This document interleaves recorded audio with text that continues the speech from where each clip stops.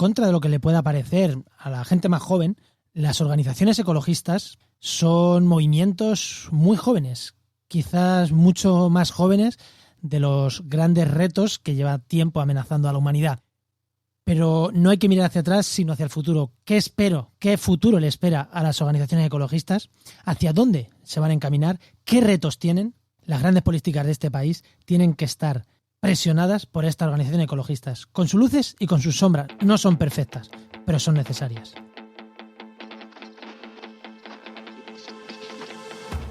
Comienza Actualidad y Empleo Ambiental, un podcast de Juan María Arenas y Enoc Martínez.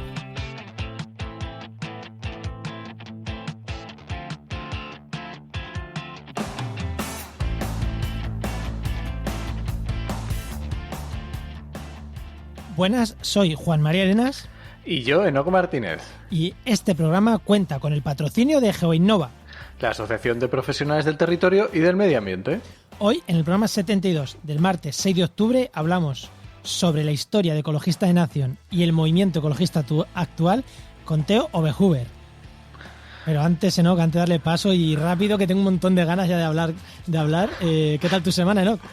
Pues muy bien, un montón de lío, invitando a muchísimas personas para el podcast y con producción y esas cosas, muy chulo.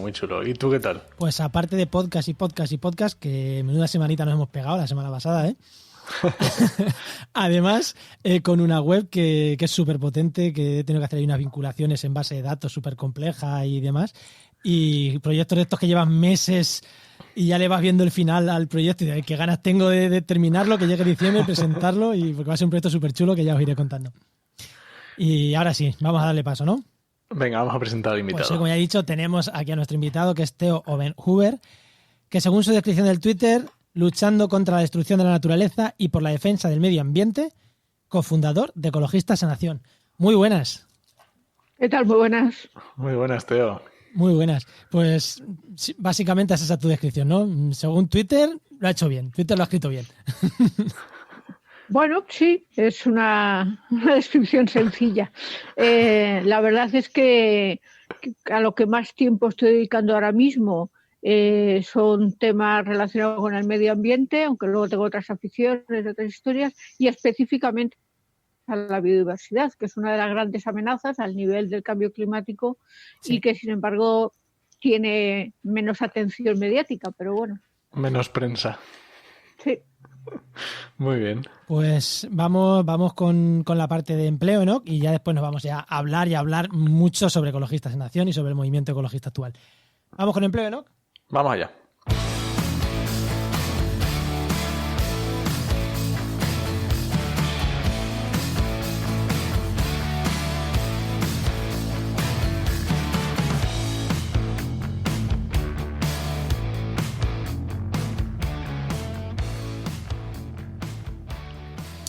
Pues lo primero, ya sabéis, como siempre, el consejo de empleo, el consejo que os trae Enoc Martínez, director de la web www.trabajaenmedioambiente.com, el buscador de empleo. Para quien esté buscando empleo en medio ambiente, pues no puede dejar de entrar todos los días a buscar ofertas de empleo.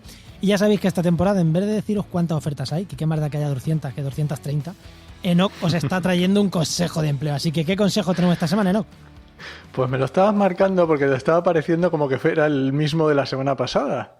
Y es que efectivamente es el mismo de la semana pasada. Y es que lo he dicho muchas veces, pero es que quiero repetirlo otra vez. Vale. Aunque ya lo he dicho muchas veces, en la estrategia de buscar empleo, tu propia estrategia tiene que incluir a tus contactos. Es la forma más efectiva de encontrar empleo. Y en medio ambiente, por supuesto. Entonces, si tienes contactos, gente que conoces que trabaja en medio ambiente, que sepa que estás buscando empleo y que sepa en que eres bueno. Es primordial. Así que por eso lo repito otra vez. Bueno, pues para el siguiente, ¿no? Ya te curras otro, ¿vale? No me pongas 3 seguidos de vez de lo mismo. Venga, vale. Venga, y ahora ya tu pregunta al invitado. Venga, Theo, cuéntanos un poco qué querías ser de pequeño y cómo has llegado hasta aquí. Pues la verdad es que no recuerdo nada especialmente. Cada semana podía ser una cosa diferente. Tenía claro lo que más me tiraba desde siempre era el tema naturaleza.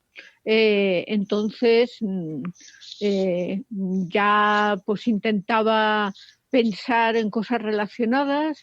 Luego, además, la gran figura de Fedro de la Fuente, que nos metió a todos todavía más el interés por la naturaleza, nos enseñó lo que pasaba en los bosques, nos enseñó lo que hacían los animales, y desde el lirón careto hasta el lobo nos lo mostraba con una claridad y con una capacidad de comunicación tan fuerte, pues que ya yo creo que fue un poco como el elemento casi decisivo.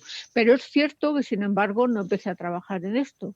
Estuve trabajando en diferentes trabajos que fueron saliendo por casualidades, por conocimiento de algunos vecinos, y bueno, y hasta que cuando ya llevaba casi 10 años en la organización ecologista en la que yo estaba militando, surgió una oportunidad y la cogí.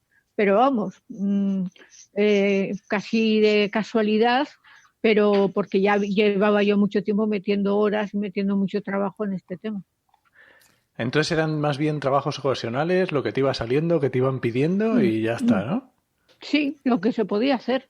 Desde empezar con propaganda hasta luego, sobre todo durante muchos años en una empresa que era de traducciones, y donde yo realizaba más temas administrativos, luego con temas de facturación, hasta que sale la ocasión de trabajar en una organización ecológica, que no es habitual, que no suele haber mucha gente trabajando, pero bueno, a veces el estar en el sitio adecuado, en el momento correcto, te permite tener esta suerte. Muy bueno. Yo también he repartido propaganda. Además, el consejo que he dado muchas veces, estar en el sitio adecuado en el momento correcto. Es que es... Y no por estar trabajando otras cosas no te puede salir una oportunidad de lo que más te gusta, y esa capacidad de buscar siempre, ¿no, Enoch? Pues mira, otra experiencia distinta que siempre. Yo tenía clarísimo que quería hacer no sé qué, no sé cuántas, y aquí así un poco casi por la vida te he ido llevando, ¿no? Exacto. Uh-huh. Sin planificación ninguna, lo cual no es que sea bueno, pero muchas veces es así como sale. Muy bien. Pues nada, vamos. Pues, ¿vamos con el tema ya? Venga, vamos allá.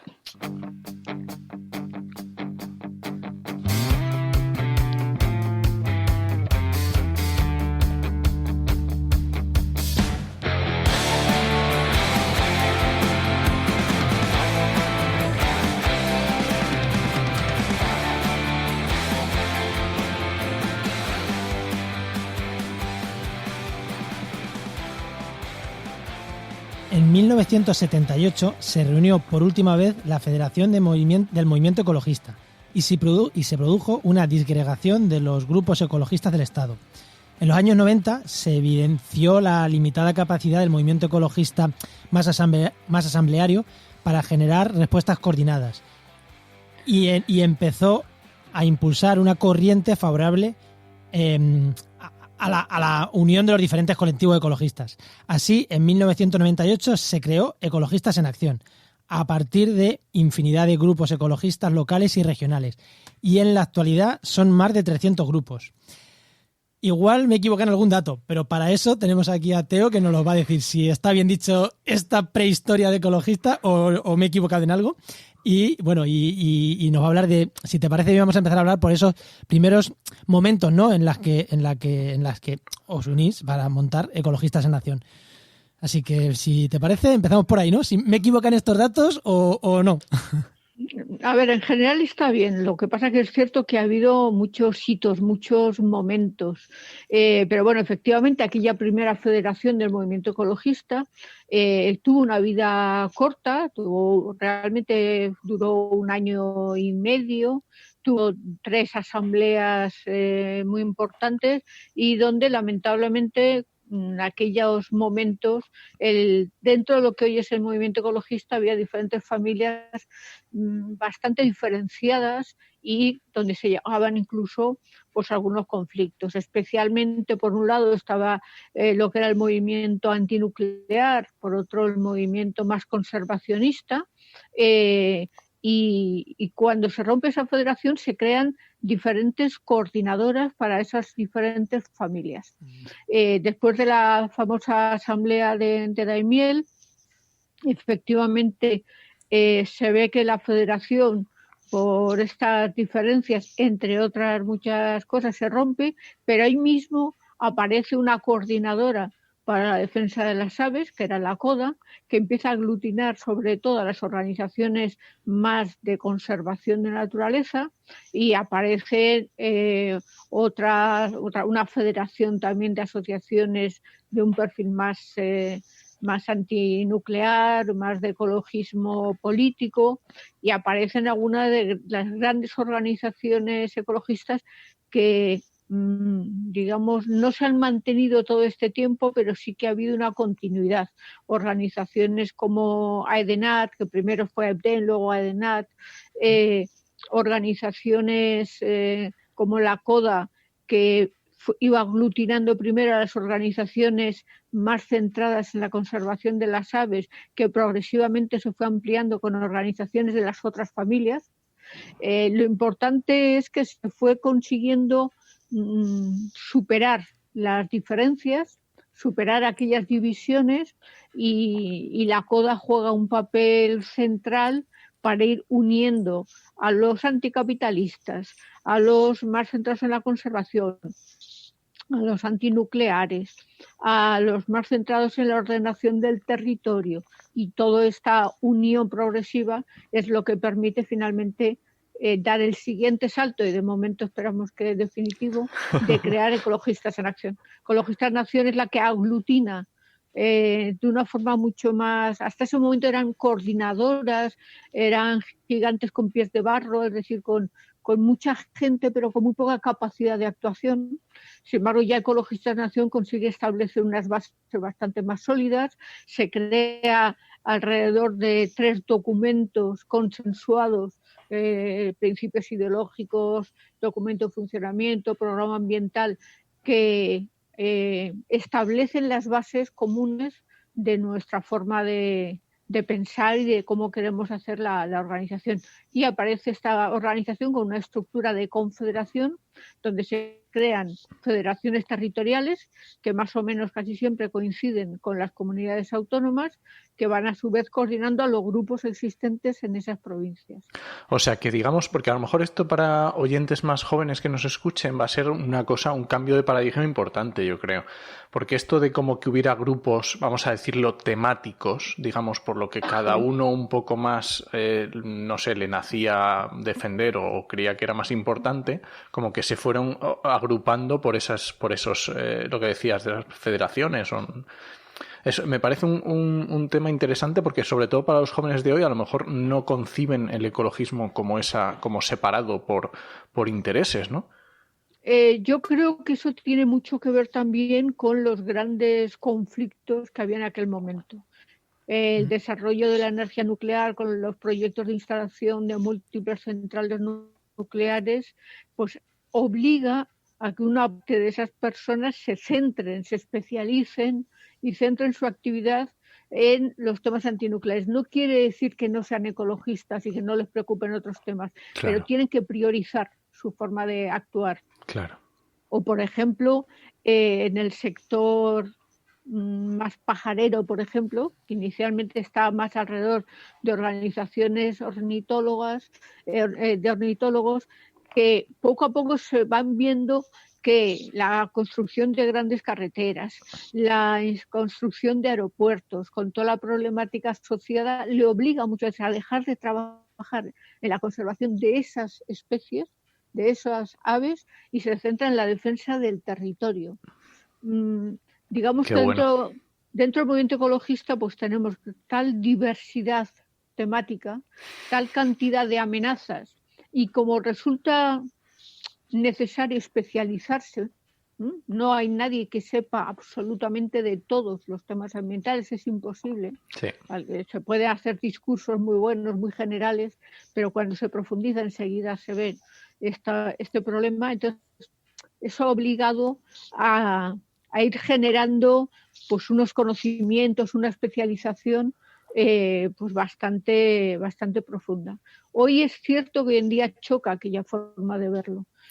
Hoy la visión es mucho más global. Sí.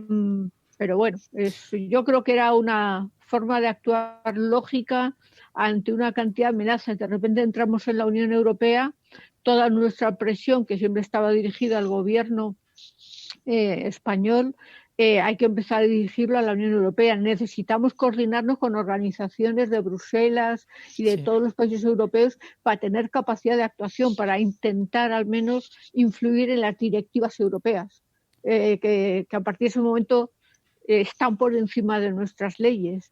Claro. Entonces, bueno, pues todo esto requiere un trabajo bastante intenso y estudiar mucho de lo que se pueda pensar. Pues a mí esto que decís que es bastante, que dices que quizás no es lógico pensar de manera sectorial. Yo hay veces que sí que defiendo esa forma de actuar. Vamos a pensar sectorizado porque te puedes también ganar a una gran parte de la sociedad para luchas concretas. Estoy hablando para luchas muy concretas. Por ejemplo, en mi pueblo con el tema del fracking, gracias a que conseguimos, entre comillas, aislarlo de otros problemas, los pueblos donde más fuerza hicimos y donde más luchamos y donde más gente sacamos a la calle, fue donde conseguimos aislarlo de otras luchas. Cuando conseguimos ponernos de nuestro lado a cazadores, a ecologistas, a agricultores, a toda la sociedad, fue cuando realmente conseguimos que hasta gobiernos populares firmaran en contra de Cospedal. Que hay veces que esa lucha sectorizada, que parece no tan lógica, yo soy muy partidario de en luchas concretas sí que utilizarla, seguir utilizándola. Pero es verdad que hace falta una visión global. Eso yo lo tengo claro, pero bueno, como estrategia hay veces que no la veo mal.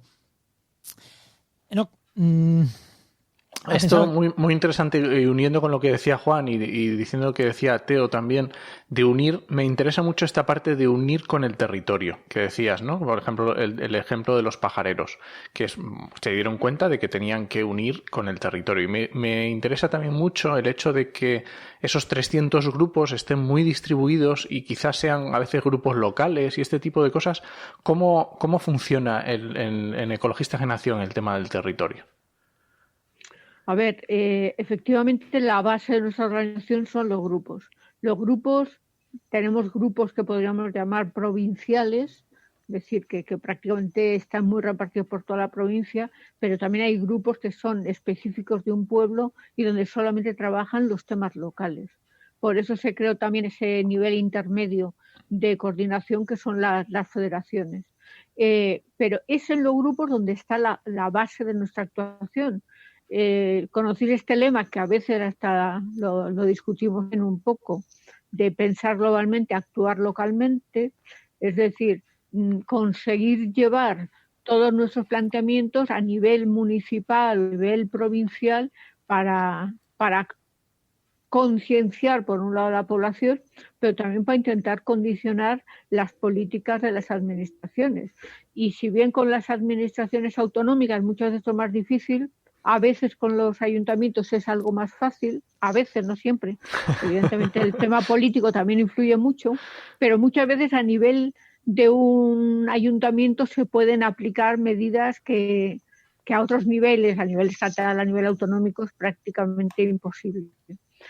Luego, claro, los grupos son los que están llevando la lucha territorial, son los que detectan, se va a construir esta carretera que atraviesa este espacio natural, que va a generar estos impactos barrera, que va a incrementar el atropello de fauna, que va a generar mayores problemas X, y los que defienden ese territorio, que siempre se les intenta apoyar con información técnica y con todo tipo de apoyo, que son los que ponen en marcha la mayor parte de lo que son las movilizaciones para frenar o para intentar impedir ciertos proyectos.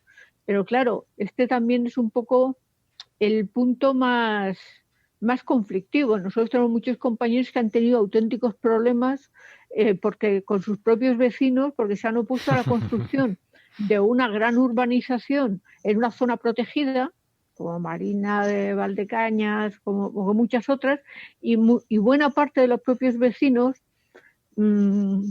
digamos, dando la espalda a los temas ambientales, por defender 4 puestos de trabajo, pues se genera choques. Ya ha habido agresiones, hemos tenido compañeros que están sufriendo muchos problemas porque no es fácil estar en el pueblo cuando estás oponiendo a un proyecto donde hay intereses económicos. Claro. Si es que, además, a todos nos viene a la cabeza, ¿no? Bueno, Ecologistas en Acción es una de las organizaciones más apegadas al territorio, eso no tiene duda ninguna. Y lo que no se nos puede olvidar es que, por ejemplo, el tema que acabas de decir es que las licencias urbanísticas, quien las concede son los ayuntamientos. Entonces es normal que un grupo local pequeño pueda hacer muchísima más presión que lo que puede hacer un Greenpeace, por ejemplo, que actúa más globalmente, por así decirlo. No digo que una cosa esté mejor que otra, digo que son diferentes formas de actuar y a diferentes niveles. Entonces, esa presencia en el territorio creo que a vosotros os da esa fuerza, no contra los ayuntamientos, porque es verdad que parece que no tienen poder, pero las licencias urbanísticas son de los ayuntamientos, que no es poco. Exacto. Y que además ahora no olvidemos que muchas cosas están relacionadas, es decir, se construye o se pretende duplicar una carretera para hacer un desarrollo urbanístico en una determinada zona, eso está ligado con que se construya un campo de golf, es decir, las amenazas están también muy relacionadas y hay que conocer directamente ese entorno, hay que conocer la gente y hay que conocer lo que ocurre en cada valle, por decirlo de alguna forma, para saber los impactos que tiene. Por ejemplo, nosotros evidentemente estamos a favor de las energías renovables, pero también estas en algunos casos, puntualmente, pues generan unos impactos. Entonces, es importante defender estas actuaciones, pero también poniendo límites o marcando zonas donde igual no es el mejor emplazamiento para un huerto solar, por ejemplo. Sí.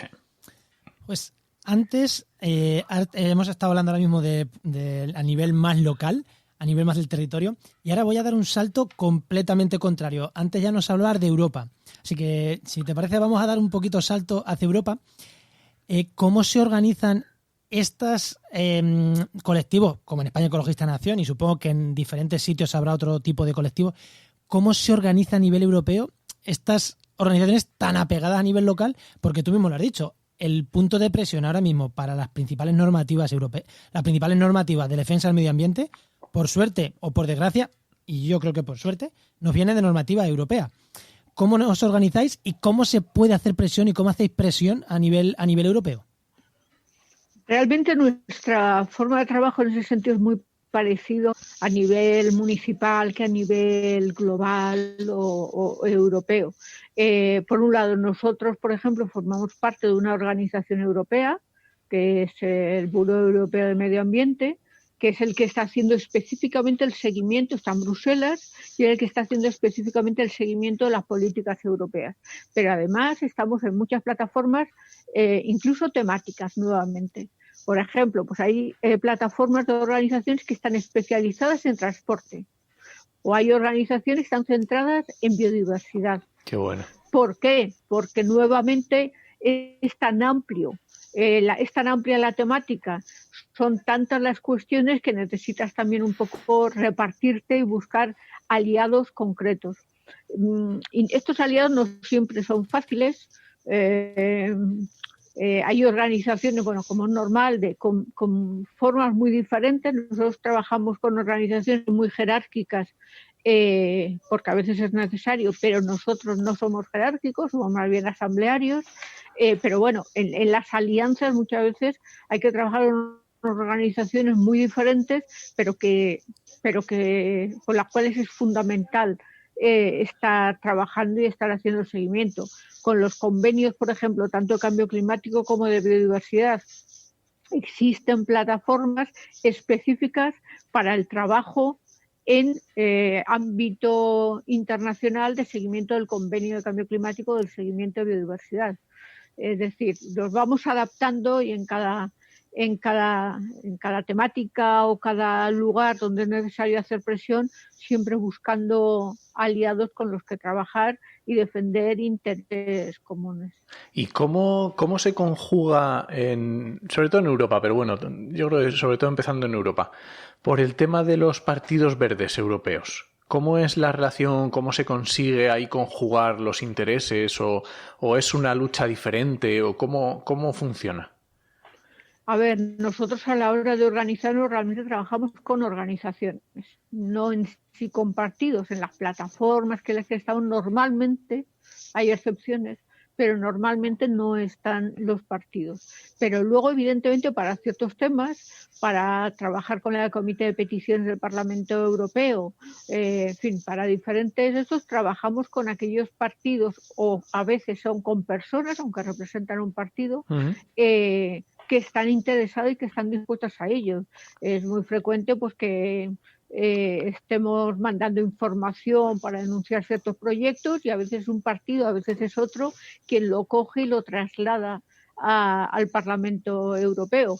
Es evidente que hay partidos más interesados en los temas ambientales y otros que no tienen nunca ese interés, pero nosotros no por eso no intentamos. Normalmente cuando hacemos una reunión en Bruselas para alguna problemática, por ejemplo con el fracking, pues se convoca a los europarlamentarios españoles de los diferentes partidos para intentar que apoyen la iniciativa.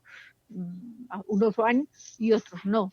Evidentemente hay personas que, independientemente del partido que estén, hay personas más interesadas en los temas ambientales que otras. Y muchas veces eso juega un papel muy importante. Es como el gobierno central. Muchas veces no hay que pensar solo en qué partido está gobernando, sino qué personas. Hay personas del Partido Popular o personas del Partido Socialista que personalmente están más interesadas o son más abiertas a esta temática. Bueno, pues con ellos también hay que intentar trabajar, y hay algunos que nos facilitan el trabajo mientras que otros lo impiden siempre que pueden. Entonces así. Y pues ahora, antes de volvernos a España, yo tengo la opinión, y quiero también conocer la tuya, aquí te voy a pedir que te mojes, si no quieres no te mojes. ¿Estar en la Unión Europea a nivel ambiental nos viene bien o no? Vale, mira, esto es complicado. La Unión Europea a nivel legislativo nos ha permitido tener unas directivas bastante más avanzadas que la normativa estatal que nosotros teníamos. Eso es cierto. También es cierto que igual sin la Unión Europea igual nosotros habríamos llegado a tener algo similar, es posible. Pero cuando llegamos a entrar la normativa española sobre el medio ambiente en general, pues era más pobre. Sin embargo, también es cierto que la Comisión Europea es una maquinaria de proyectos. Está constantemente financiando grandes proyectos de infraestructuras, poniendo en marcha acuerdos comerciales de libre comercio con países que tienen claros inconvenientes, claras agresiones ambientales para el medio ambiente también de nuestro país. Por lo tanto, podríamos decir que la Unión Europea tiene elementos positivos y negativos, pero la mayor inversión posiblemente donde más se nota es quizás en esa faceta más gris de fomento del crecimiento económico, olvidándose que estamos en un planeta con recursos finitos y no poniendo, no priorizando lo suficiente la conservación de la biodiversidad o del medio ambiente. Podemos ver ejemplos. España y la Unión Europea firmaron en 2010, dentro de lo que es el Convenio de Diversidad Biológica, el objetivo de detener la pérdida de biodiversidad para el 2020. La Unión Europea elaboró una estrategia europea de biodiversidad con este fin y ya estamos en 2020 y ya para todos es evidente que prácticamente no se ha hecho nada. Ha tenido elementos positivos, pero desde luego también en otros muchos aspectos, las políticas económicas que desarrolla, las políticas de infraestructuras, etcétera, son bastante negativas. Totalmente, muy bien. Vale. ¿Vas a hablar? Sí, y siguiendo lo que decía Juan de aterrizar ya en España nos ha costado más tiempo que los partidos verdes, vamos a ponerles este prefijo, este nombre, aterrizaran. ¿Por qué crees que ha sido eso? ¿O tú crees que los partidos verdes son otra historia, van a su lío y las organizaciones van por otro, o vosotros vais por otro? ¿Cómo ves esta confluencia? Yo quiero hacer, quiero hacer partidos verdes o la parte más verde de los partidos que no son tan verdes, porque al final, si no, parece que están focalizando en uno, dos y no. Sí. Yo creo que hasta hace relativamente poco, primero, los partidos verdes no tenían una capacidad, no han contado con un apoyo. En las últimas elecciones, las últimas 2 elecciones y tal, quizás se ha empezado a notar más. Creo que posiblemente les falta en general bastante conocimiento real de lo que está ocurriendo sobre el territorio, aunque varios de estos partidos sí que tienen ya gente potente, interesante. Yo siempre personalmente he defendido más el potenciar el sector verde dentro de los partidos existentes. Uh-huh. Que de los partidos, que de la creación en sí de los partidos verdes. Pero bueno, reconozco que últimamente hay iniciativas de estos partidos que también me parecen muy, muy interesantes y que juegan un papel. Lo ideal sería que todos los partidos tuviesen esa sensibilidad verde y la desarrollasen. Últimamente, por ejemplo, vemos como con algunos de los partidos, sobre todo los nuevos, está claro que con los clásicos Partido Socialista, el Partido Popular, tienen personas interesadas en los temas verdes, en los temas ambientales, es cierto, pero no políticas, no ponen en marcha políticas reales. Acciones. Y bueno, con los nuevos partidos políticos y tal, ha mejorado quizás algo la situación. Pero creo que todavía estamos lejos de conseguir lo que cualquier votante de un partido verde querría, es decir, que tuviesen suficiente peso político para condicionar las políticas. Por ejemplo, ahora con la existencia también en el gobierno de Unidas Podemos, pues también ahí se está viendo un peso que le están poniendo a las políticas ambientales o que se está intentando poner, pero bueno, el problema es que luego llega la hora de la verdad, llegan los diferentes departamentos ministeriales y bueno, sigue siendo un tema bastante tabú, bastante difícil de poder felicitar hoy en día a una administración o a un partido por la gestión que realiza.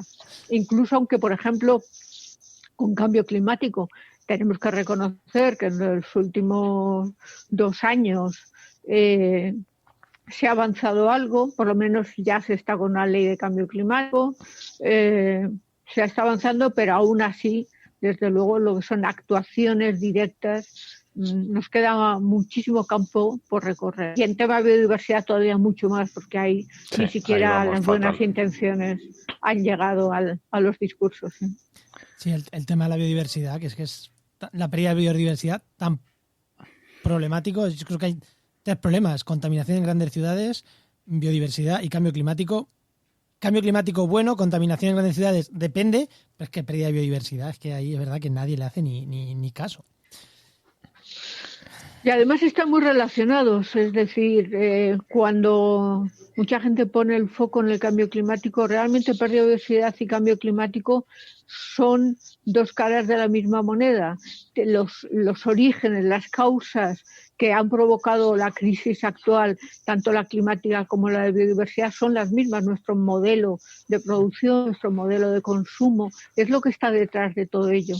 Y desde luego, desde hace años venimos reclamando que las actuaciones que se tomen sean coherentes con ambas grandes amenazas. Hemos visto cómo en el Convenio de Cambio Climático se tomaron medidas que luego tenían connotaciones negativas a la biodiversidad, algo difícil de creer a estas alturas. Por lo tanto, hay que coordinar estas 2 grandes amenazas, aunque hay alguna más, y empezar a tomar medidas efectivas.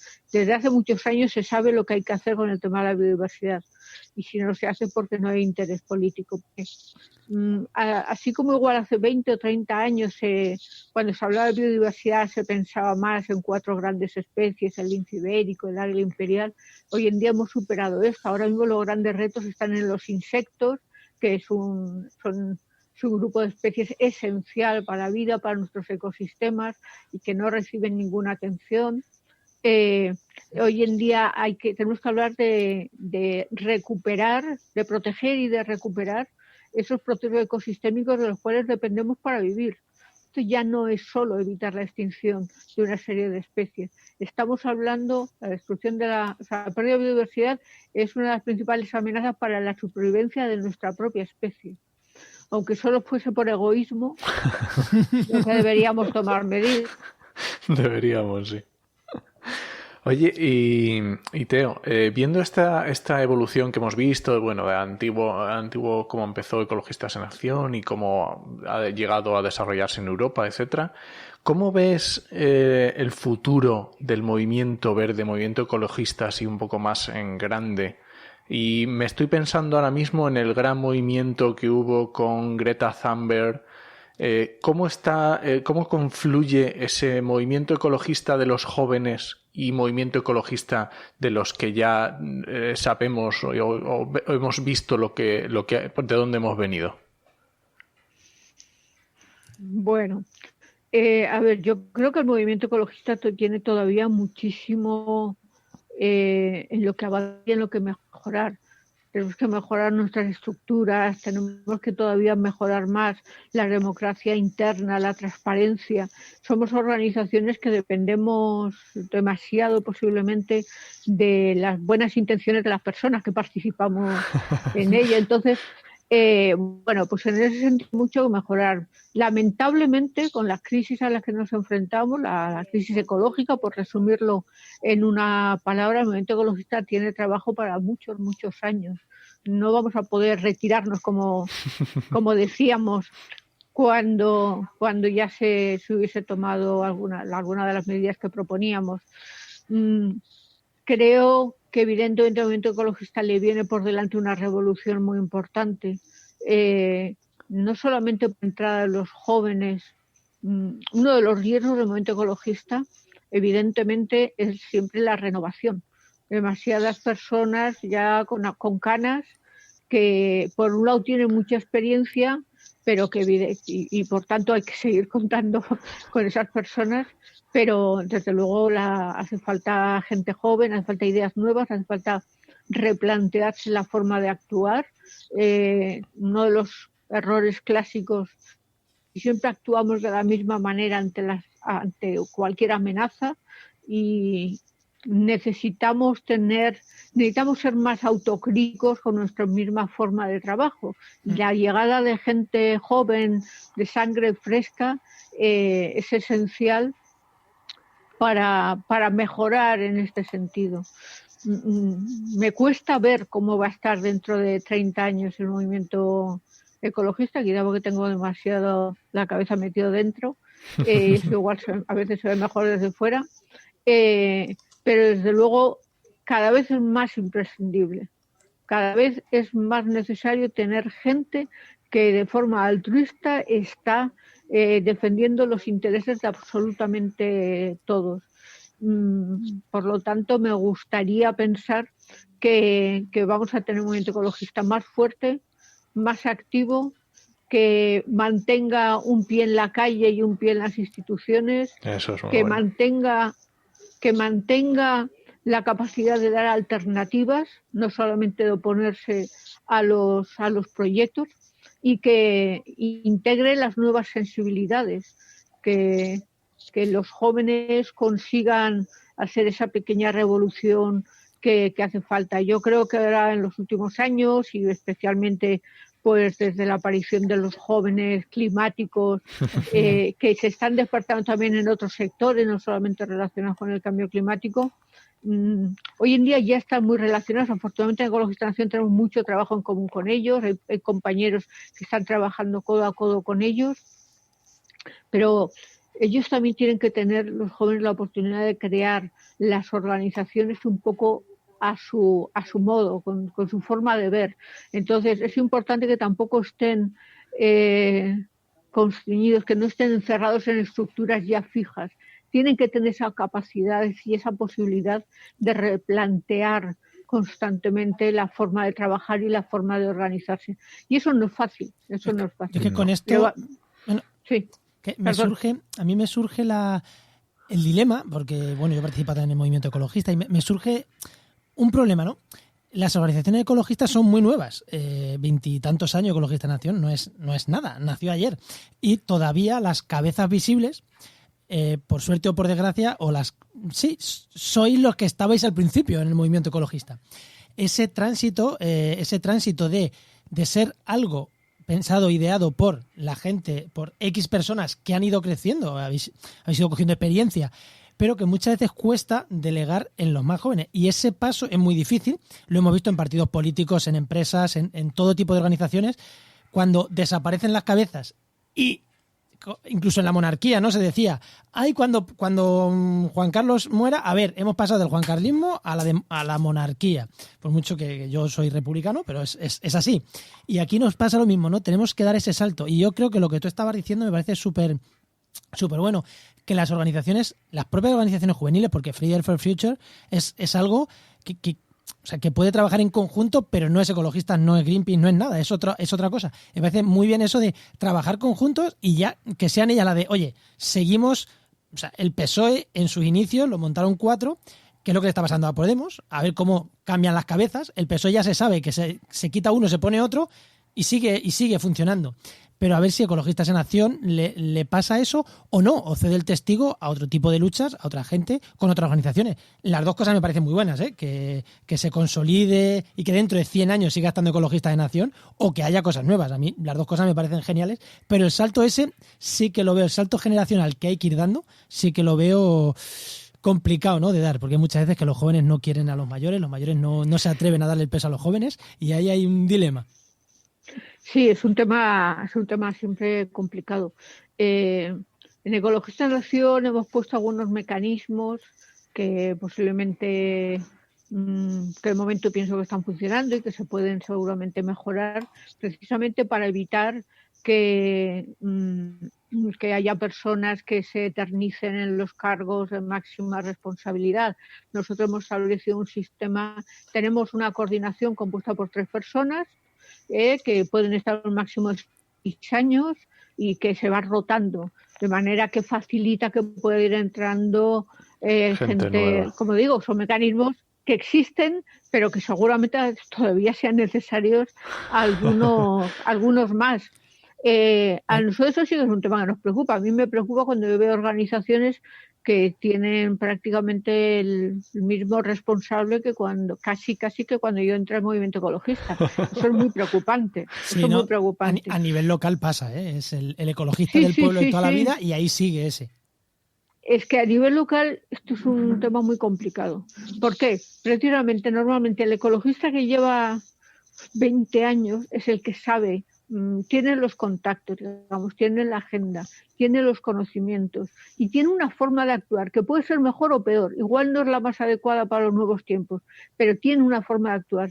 Entonces, que entre gente joven, se le dé el hueco necesario y que se les permita el relevo, que se permita que esas personas sigan en la organización ayudando, asesorando, apoyando, pero se permita que los nuevos vayan asumiendo responsabilidades, es fácil de decir, igual es más fácil de hacer a nivel global, por ejemplo, a nivel estatal, pero a nivel del pueblo concreto es mucho, mucho más complicado. Y ese es uno de los retos que constantemente estamos planteando. Lo mismo que hay otro reto todavía más urgente, y es mantener estos grupos locales, porque muchos de estos grupos locales van desapareciendo, porque esa persona que igual lleva ya 20 años llega un momento que ya no aguanta más, que está cansado, que de repente tiene un problema familiar y desaparece y no hay quien coja el relevo. Entonces, bueno, con todo esto hay que ver cómo se consigue que efectivamente exista relevo, que entre gente joven, que traigan nuevas ideas, que les dejemos hacer las cosas de forma diferente, porque igual nosotros, y esto es uno de los dichos habituales, de que siempre hay el que ya lleva muchos años, eso ya lo hicimos y no funcionó, bueno, pues dejar que lo vuelva a hacer, hay que dejar que lo intente, igual sabe funciona o igual no funciona, pero esa experiencia es fundamental. Pero ya he aprendido, claro. No simplemente que le digan, no, eso no funciona y ya está. Oye, y otro reto súper importante, y ya con esto terminamos, que ya llevamos un rato, me parece súper, no sé cómo lo conseguís en Ecologistas o cómo se plantea para el futuro, es la financiación. ¿Cómo se consigue mantener y mover? Porque al principio decías de la buena voluntad, pero la buena voluntad también tiene que haber un poco de apoyo, ¿no? A ver, lo primero y fundamental es tener unos equipos profesional de persona contratada lo más reducido posible. Afortunadamente, Ecologistas de la Nación depende fundamentalmente del trabajo voluntario, activista, antes llamábamos militante. Ese trabajo activista es el fundamental, es el que mantiene la organización. Sí, luego a veces hace tener 1 o 2 personas que puedan tener unas horas liberadas para poder trabajar ciertos temas que necesitan mucha constancia, ¿no? Pero la financiación, por ejemplo, que nosotros tenemos está basada pues en los típicos recursos de venta vial, las cuotas de socios, pero evidentemente también nosotros realizamos proyectos a los cuales se consigue financiación a veces ante las administraciones, aunque hay que decir que cada vez menos, porque hay administraciones que consideran que dándote esa ayuda con eso ya pueden condicionar tu trabajo, y cuando se dan cuenta que no lo han condicionado, pues deciden que ya no volver a dártelo. Y a veces trabajando con esas grandes federaciones europeas que a veces tienen más recursos y que te permiten pues desarrollar alguna campaña concreta, por ejemplo, ¿no? Pero lamentablemente en nuestro país nunca ha habido un apoyo al asociacionismo, nunca ha habido un apoyo, ya no hablo solo económico, un apoyo en general, a que las personas se puedan asociar, puedan realizar trabajos, sea la defensa del medio ambiente, sea cualquier otra. Esto más bien se ha obstaculizado, se ha visto más como un problema que como una solución.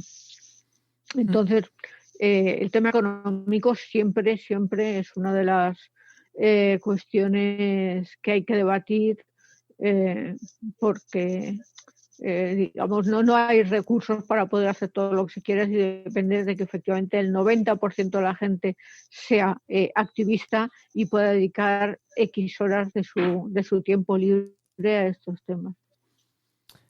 Yo tuve la gran suerte de tener la oportunidad de entrar y estar contratado, pero la verdad es que es una excepción y se dio una serie de casualidades, pero no es lo habitual. No tenemos, como algunos se creen, 30, 40 personas contratadas desarrollando las diferentes campañas, no.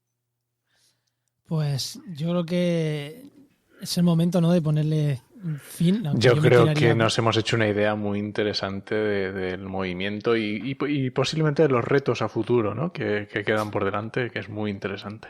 Yo me tiraría 3 horas hablando de esto, pero creo que es el momento de ir cortando, ¿no?, que creo que le hemos dado un buen repaso a todo. Pero antes de cortar, como siempre, el momento spam del invitado. ¿Dónde podemos encontrarte? ¿Dónde estás más activo? ¿Qué quieres a la gente que nos está escuchando y que yo creo que es raro que alguien que nos escuche no te conozca ya? Pero bueno, si lo quien no te conozca, ¿dónde te puede encontrar? Y eso. Pues en Ecologistas en Acción, que puede encontrar la dirección en cualquier página web de Ecologistas en Acción, en redes siempre que se puede, sobre todo en Twitter, y bueno, pues en general yo creo que no yo, sino Ecologistas en Acción se le encuentra en prácticamente cualquier plataforma, movimiento en defensa del medio ambiente y oponiéndose a esos proyectos insostenibles que siguen apareciendo, creciendo y que se mantienen en el tiempo a pesar de todos los esfuerzos. Pues muchas gracias, tío, ha sido un placer. Muchísimas gracias y un placer haberte tenido por aquí. Hasta la próxima. Gracias a vosotros. Chao. Hasta luego.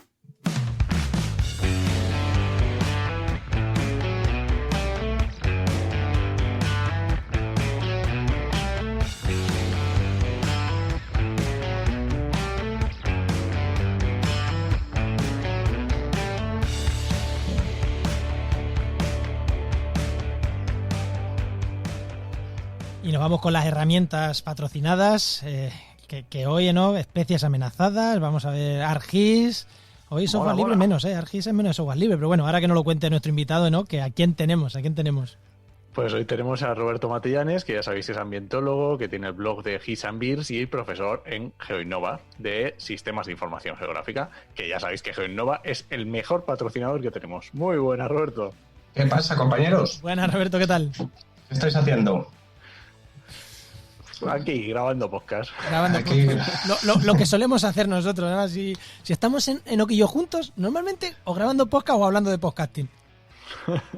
Pues nada, yo voy a romper con lo que habláis y vengo a hablar de mi libro, de mis especies y de mi cartografía. Como soy monotema, pues tengo que hablar de ella, si no, no me encuentro... Las 2 últimas veces que has venido a hablar de la NASA, hoy no. Si no recuerdo mal, las 2 últimas veces a hablar de la NASA, hoy no, por lo menos me has cambiado de pero los que te pagan por contar sus herramientas. Al final la gente va a creer que me paga la NASA, que me llevo comisión por hablar de la NASA. Pero no, hoy vamos a hablar de la UICN, ¿vale? Ese organismo que se encarga de generar esas listas rojas de especies amenazadas a nivel mundial y que seguramente que todos los ambientólogos, biólogos y gente que esté vinculada con el mundo de las ciencias ha oído hablar de ella. Pues la UICN tiene una herramienta. Pero antes de entrar, como dice, mucha gente ha escuchado de ellas. Las listas rojas es cuando una especie, decimos, el lince está amenazado, está en peligro, es vulnerable, en peligro crítico. Más o menos, eso son las listas rojas.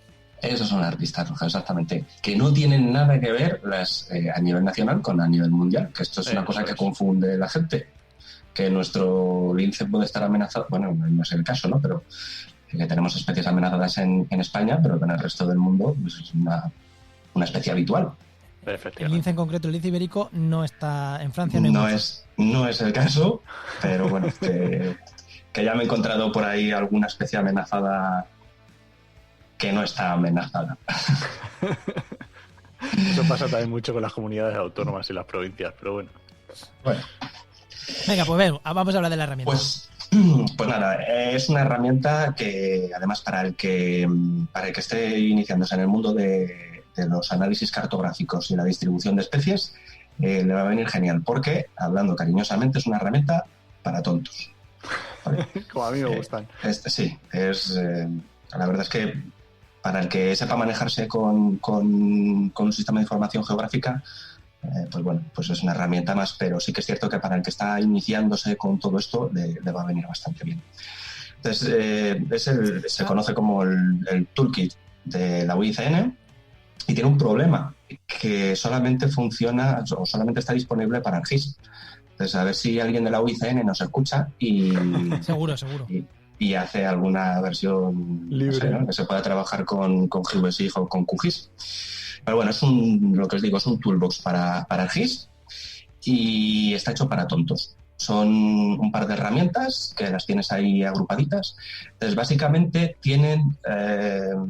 está como orientada a 2 entornos. Por un lado tienes un grupo de herramientas que suelen ser las herramientas básicas en lo que son la gestión de las especies, que es todo lo que normalmente solemos hacer cuando trabajamos la cartografía de distribución de biodiversidad, que son pues los recortes, el asignar proyecciones, el combinar capas, o sea, todo lo que es lo básico, ¿no? Y que hay muchas veces que la gente no sabe que existen esas herramientas o no saben dónde están las herramientas, bueno, pues las tienen todas ahí agrupaditas. Pero luego tiene una cosa que está bastante bien, que son herramientas que hacen análisis en bucle. Pues uno de los problemas que tiene la gente cuando empieza es que hace las cosas de una en una. Entonces, cuando alguien hace un análisis de uno en uno, así durante 300 veces o durante 5.000 veces, algo estamos haciendo mal.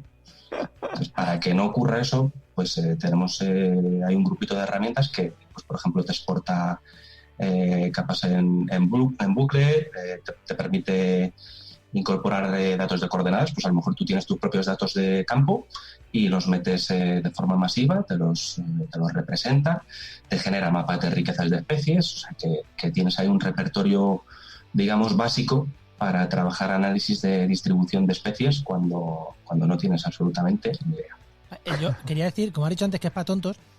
A ver, los que tenéis un uso avanzado de ArcGIS, esto puede ser para tontos, pero yo me juego que el 90% de la gente que usa un GIS lo usa las 4 Para hacer herramientas 4 para tontos. cosas. Y con eso, Sí. el 90% y a lo mejor me he quedado corto. O sea, yo he usado GIS y lo he usado la funcionalidad de tontos. Es el cortar, pegar, proyectar Sí. capas y ya está. Y es lo que la gran mayoría de gente hacemos. O sea, que no por decir esto es para tontos, no, es que a lo mejor lo que tú necesitas es suficiente con esto. No es que tú seas tonto, es que para tu tesis es suficiente. Y luego otra Vamos cosa, a llamarlo- puntualización que quiero hacer. En la carrera de biología nos enseña mucho distribución de especies, pero no nos enseñan lo que es Big Data, lo que es nada. Entonces, ahí metemos a mano los 5.000 puntos. Pues eso es lo que no hay que hacer. Yo siempre lo digo, que si estás haciendo algo reiterativo, no es que lo estés haciendo mal, pero algo falla. Algo podías optimizar. Exactamente. Yo siempre digo la cosa, si estás repitiendo un proceso más de 2 días, o sea, ahí es el límite. 2 días, bueno, si pasas de 2 días ya, Algo va mal por ahí.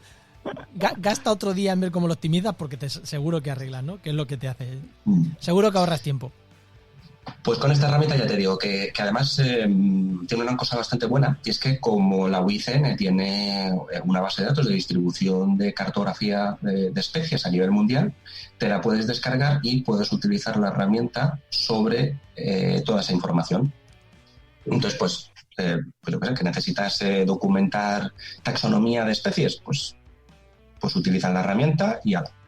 O sea que para empezar así, alguien que le guste la biodiversidad y que necesite hacer mapas de riquezas de especies o cualquier tipo de mapa vinculado con conservación, pues el toolkit de la UICN, si no sabe mucho de SIR, puede ser un buen comienzo. Qué bueno. Pues Te genial. resuelve, la verdad es que te resuelve bastantes Pues papeletas. Tengo que genial, decirlo. genial. Además, estas herramientas que las puede usar todo el mundo son las que más me gustan que Esto es traigáis. lo mejor. Venga, voy a reconocerlo, yo también la utilizo, ¿sabes? Pero claro, como he dicho, para tontos ya queda un poquito mal el decir que yo también la utilizo, pero bueno, sí, alguna herramienta del grupo de herramientas que tiene sí que la utilizo. Claro, hombre, sí, a ver, son útiles, ya está. Claro, Lo bueno y sencillo, pues mejor. Si es bueno y sencillo, lo mejor que tiene. 2 veces bueno.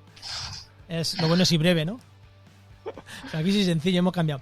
Bueno, pues Roberto, muchísimas gracias y nos escuchamos en la próxima, ¿no? ¿Enoch? ¿O algo más quieres decir Muchas tú? gracias, Roberto. Ha estado genial. Pues nos vemos en la siguiente. No Recuerda, sé si con alguna herramienta de la NASA. Intentaré hacerle la competencia y me iré a la ESA, ¿vale? venga, a ver, para la próxima o nos prepara algo alguna de la ESA. parecida. Venga, Pues- chavales. Chao. Hasta luego. Recuerda que esta sección te ha llegado gracias a nuestro patrocinador, a GeoInnova, Que es la Asociación de Profesionales del Territorio y del Medio Ambiente. y que puedes encontrar en www.geoinnova.org.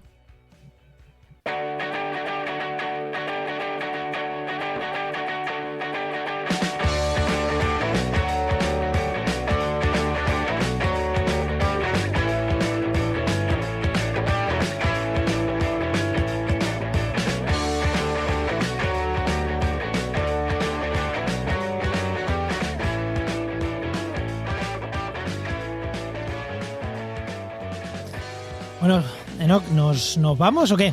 ¿Vamos ya con el cierre? Yo creo que ya hemos tenido un rato, ¿no? Ya hemos hecho un ratillo. ¿Con qué nos vamos? ¿Nos vamos directamente ya con las recomendaciones?